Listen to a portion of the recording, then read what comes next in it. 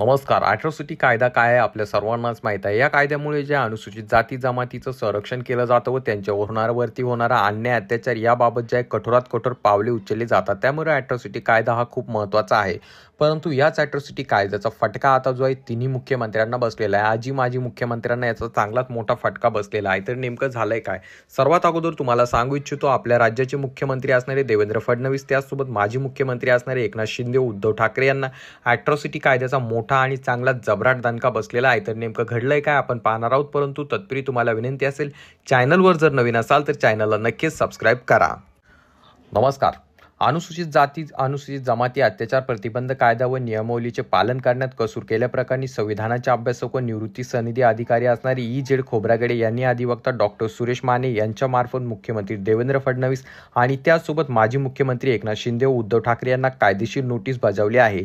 देशातील दलित, आदिवासी, अन्याय अत्याचार प्रतिबंधक कायदा जो आहे व त्यासोबत पीडितांना न्याय देण्यासाठी भारतीय संसदेने अनुसूचित जाती अनुसूचित जमाती अत्याचार प्रतिबंध कायदा 1989 सहमत केला होता. या कायद्यानुसार कायद्याची अंमलबजावणी करणे ही राज्याची जबाबदारी असून व त्यासोबत राज्य सरकारवरती त्या प्रकारचं त्यांना सांगण्यात आलेलं देखील आहे व त्यांची ती जबाबदारी असल्याचं बोललं जातं.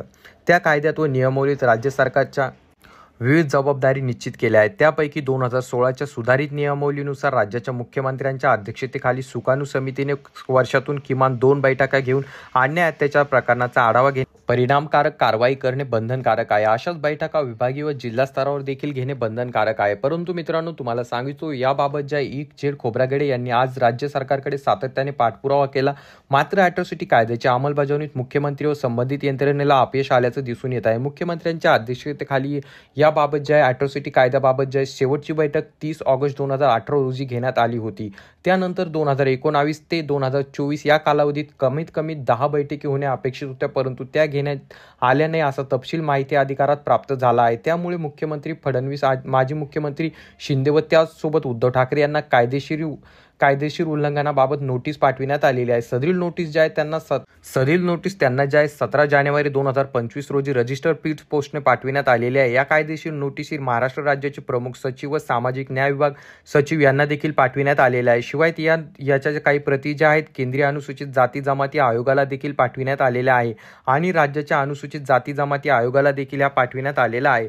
त्याचसोबत मित्रांनो, तुम्हाला सांगू इच्छितो, अनुसूचित जाती जमाती अत्याचार प्रतिबंधक कायद्याचे पालन न करणे किंवा याचे उल्लंघन करणे, कर्तव्याकडे जबाबदारीने दुर्लक्ष करणे हा कायदेशीर गुन्हा असल्याचं देखील मानलं जातं. त्यामुळे या नोटिसीमध्ये हे स्पष्ट करण्यात आल्याची माहिती ज्या ॲडव्होकेट सुरेश माने यांनी दिलेली आहे. तर मित्रांनो, आता या कारवाईमध्ये समोर काय होतं, अॅट्रॉसिटी कायद्याबाबत ज्या या मुख्यमंत्र्यांनी बैठकी घेण्यासाठी केलेली टाळाटाळ किंवा या कायद्याला जाणून बुजून कमजोर करण्यासाठी बैठकी न घेण्यात आल्यात का, हे संपूर्ण प्रकरण काय आहे लवकरच उजेडात येईल. तरी तुम्हाला अशाच बातम्या व अपडेट मिळवायचे असेल तर चॅनलला सबस्क्राईब करा आणि तुम्हाला या प्रकरणाबद्दल काय वाटतं खाली कॉमेंट करून सांगायला मात्र विसरू नका.